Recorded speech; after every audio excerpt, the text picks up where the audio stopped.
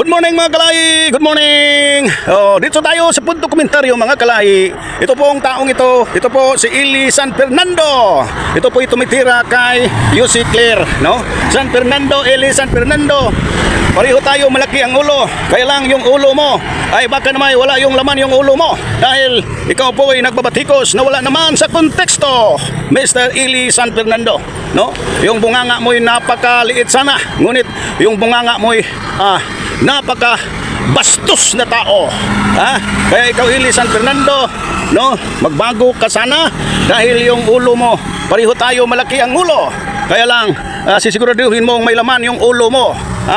Hindi ka naman nakisawsaw ka lang talaga sa isyo ni Claire Castro patungkol sa mga teachers. Kaya lang hindi mo naunawaan ang konteksto kung ano talaga ang layunin ni Claire Castro sa kanyang mga reminder sa mga teacher. Ikaw Eli San Fernando, kailangang mayroong laman ang utak.